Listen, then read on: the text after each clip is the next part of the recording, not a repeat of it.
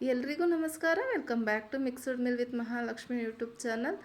ಹೂಕೋಸಲ್ಲಿ ಅದೇ ಪಲ್ಯ ಗೋಬಿ ಫ್ರೈ ಮಾಡ್ಕೊಂಡು ತಿಂದು ಬೋರ್ ಆಗಿದ್ರೆ ಒಂದ್ಸಲಿ ಈ ಥರ ಸಾಂಬಾರು ಮಾಡಿ ನೋಡಿ. ಟೇಸ್ಟ್ ಮಾತ್ರ ತುಂಬ ಚೆನ್ನಾಗಿರುತ್ತೆ.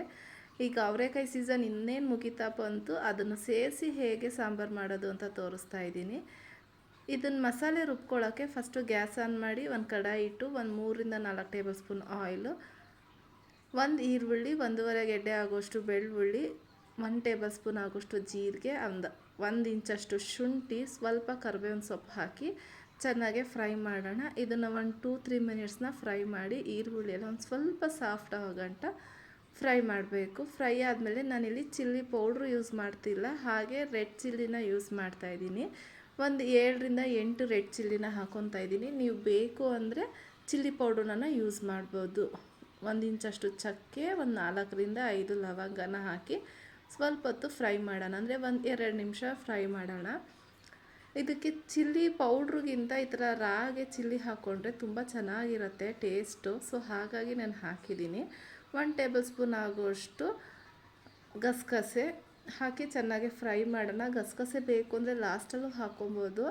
ಗಸಗಸೆ ಹಾಕಿದ್ಮೇಲೆ ಲೋ ಫ್ಲೇಮಲ್ಲೇ ಫ್ರೈ ಮಾಡಬೇಕೆಲ್ಲ, ಇಲ್ಲಾಂದರೆ ಬೇಗ ಸೀದೋಗ್ಬಿಡುತ್ತೆ, ಇಲ್ಲ ಪಟ ಅಂತ ಮಖಕ್ಕೆ ಸಿಡಿಯುತ್ತೆ. ಇಲ್ಲಾಂದರೆ ನೀವು ಲಾಸ್ಟಲ್ಲಿ ಹಾಕ್ಕೊಳ್ಳಿ. ಲೋ ಫ್ಲೇಮಲ್ಲಿ ಫ್ರೈ ಮಾಡೋಂಗಿದ್ರೆ ಇವಾಗೂ ಸೇರಿಸ್ಕೊಬೋದು. ಒಂದು ಮೀಡಿಯಮ್ ಸೈಜ್ದು ಟೊಮೆಟೊನ ಹಾಕಿ ಟೊಮೆಟೊ ಸಾಫ್ಟ್ ಆಗಂಟ ಚೆನ್ನಾಗೆ ಫ್ರೈ ಮಾಡ್ಕೊಳ್ಳೋಣ. ಫ್ರೈ ಆದಮೇಲೆ ನಾನಿಲ್ಲಿ 1 ಬೌಲ್ ಆಗೋಷ್ಟು ತೆಂಗಿನಕಾಯಿ ಹಾಕ್ಕೊತಾ ಇದ್ದೀನಿ, ಫ್ರೆಶ್ ತೆಂಗಿನಕಾಯಿ. 2 ಟೇಬಲ್ ಸ್ಪೂನ್ ಆಗೋಷ್ಟು ಧನಿಯಾ ಪುಡಿನ ಹಾಕ್ಕೊತಾ ಇದ್ದೀನಿ. ಧನಿಯಾ ಕಾಳನ್ನ ಬೇಕಾದರೂ ಯೂಸ್ ಮಾಡ್ಬೋದು.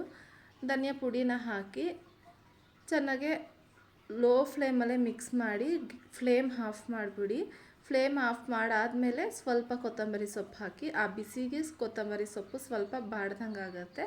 ಇದು ಕಂಪ್ಲೀಟ್ಲಿ ತಣ್ಣಗಾದ್ಮೇಲೆ ಮಿಕ್ಸಿ ಮಾಡ್ಕೊಳ್ಳೋದು. ಇಷ್ಟೇ ಸಿಂಪಲ್ಲಾಗಿ ಮಸಾಲೆ.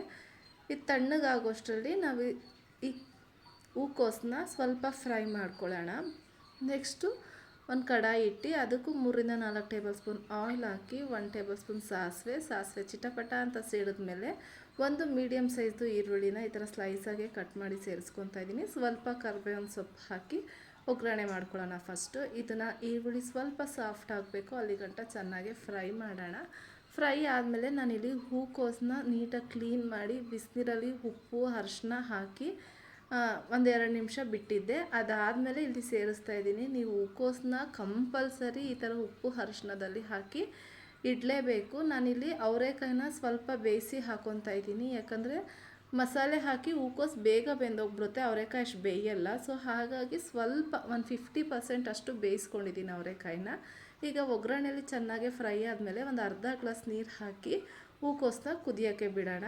ಇಷ್ಟರಲ್ಲಿ ಇಲ್ಲಿ ಮಸಾಲೆನೂ ತಣ್ಣಗಾಗಿರುತ್ತೆ. ಇದನ್ನು ಮಿಕ್ಸಿ ಮಾಡ್ಕೊಳ್ಳೋಣ. ಎಷ್ಟು ಬೇಕೋ ಅಷ್ಟು ನೀರು ಹಾಕ್ಕೊಂಡು ಫೈನಾಗೆ ರುಬ್ಕೊಬೇಕು. ಈ ಗಂಧ ಬರುತ್ತಲ್ಲ ಅಷ್ಟು ಫೈನಾಗೆ ಸಾಫ್ಟಾಗಿ ಈ ಥರ ರುಬ್ಬಿಟ್ಕೊಳ್ಳಿ. ಈ ಕಡೆ ಹೂಕೋಸು ಚೆನ್ನಾಗೆ ಫ್ರೈ ಆಗಿದೆ. ಈ ಟೈಮಲ್ಲಿ ನಾವು ರುಬ್ಬಿರೋ ಅಂತಹ ಮಸಾಲೆ ಹಾಕ್ಕೊಂಡು ಸ್ವಲ್ಪ ಫ್ರೈ ಮಾಡೋಣ. ಮಸಾಲೆನ ಒಂದ್ಸಲಿ ಹೂಕೋಸಿಗೆ ಚೆನ್ನಾಗೆಲ್ಲ ಮಿಕ್ಸ್ ಮಾಡಿ ಕನ್ಸಿಸ್ಟೆನ್ಸಿ ನೋಡಿ ನೀರು ಹಾಕ್ಕೊಳ್ಳಿ. ಇಲ್ಲಾಂದರೆ ನೀವೇನಾರ ಪೂರಿ ಚಪಾತಿ ದೋಸೆಗೆಲ್ಲ ತಿಂತೀನಿ ಅಂದರೆ ಇಷ್ಟೇ ಬಾಯ್ಲ್ ಆಗೋಕ್ಕೆ ಬಿಟ್ಬಿಡಿ, ಇದೇ ಚೆನ್ನಾಗಿರುತ್ತೆ, ಸಾಗು ಟೈಪಲ್ಲಿರುತ್ತೆ.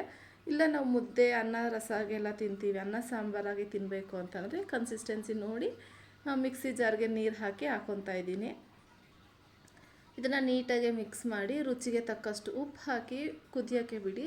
ಹೂಕೋಸು ಅವರೆಕಾಳು ಫುಲ್ ಬೇಯಬೇಕು. ಅವರೆಕಾಯಿ 100% ಸಾಫ್ಟಾಗಿ ಬೆಂದು ಮಸಾಲೆ ಎಲ್ಲ ಚೆನ್ನಾಗಿ ಬೆಂದಾದಮೇಲೆ ಸ್ವಲ್ಪ ಮೇಲ್ಗಡೆ ಕೊತ್ತಂಬರಿ ಸೊಪ್ಪು ಹಾಕ್ಕೊಂಡ್ರೆ ರುಚಿಯಾಗಿರೋವಂತಹ ಹೂಕೋಸು ಅವರೆಕಾಯಿ ಸಾಂಬಾರು ರೆಡಿ ಆಗುತ್ತೆ. ಐ ಹೋಪ್ ಈ ಸಿಂಪಲ್ ರೆಸಿಪಿ ನಿಮಗೆಲ್ಲರಿಗೂ ಇಷ್ಟ ಆಗಿದೆ ಅಂದ್ಕೊತೀನಿ. ಇಷ್ಟ ಆಗಿದ್ರೆ ದಯವಿಟ್ಟು ಲೈಕ್ ಮಾಡಿ, ಶೇರ್ ಮಾಡಿ, ಕಮೆಂಟ್ ಮಾಡಿ. ಸಬ್ಸ್ಕ್ರೈಬ್ ಆಗಿಲ್ಲ ಅಂದರೆ ಪ್ಲೀಸ್ ನನ್ನ ಚಾನಲ್ನ ಸಬ್ಸ್ಕ್ರೈಬ್ ಮಾಡಿಕೊಂಡು ಹೊಸಬ್ರಿಗೆ ಸಪೋರ್ಟ್ ಮಾಡಿ ಅಂತ ಕೇಳ್ತಾ ಇದ್ದೀನಿ. ಇದೇ ಥರ ಸಿಂಪಲ್ ರೆಸಿಪಿಗಾಗಿ mixed meal with Mahalakshmi YouTube ಚಾನಲ್ನ ಮಿಸ್ ಮಾಡದೆ ವಾಚ್ ಮಾಡ್ತಾಯಿರಿ. ಸಿಂಪಲ್ ರೆಸಿಪಿನೇ ನಮ್ಮ ಚಾನಲಲ್ಲಿ ತೋರಿಸೋದು. ಐ ಹೋಪ್ ಈ ಸಾಂಬಾರು ಇಷ್ಟ ಆಗಿದೆ ಅಂದ್ಕೊತೀನಿ. ಬಿಸಿ ಬಿಸಿ ಮುದ್ದೆಗಂತೂ ಸೂಪರಾಗಿರುತ್ತೆ. ಒಂದ್ಸಲಿ ಟ್ರೈ ಮಾಡಿ ಹೇಗೆ ಬಂತು ಅಂತ ಕಮೆಂಟ್ ಮಾಡಿ. Keep supporting. Thank you for watching. ಇದೇ ಥರ ಸಿಂಪಲ್ ರೆಸಿಪಿಯೊಂದಿಗೆ ಮತ್ತೆ ಸಿಗ್ತೀನಿ. ಬಾಯ್.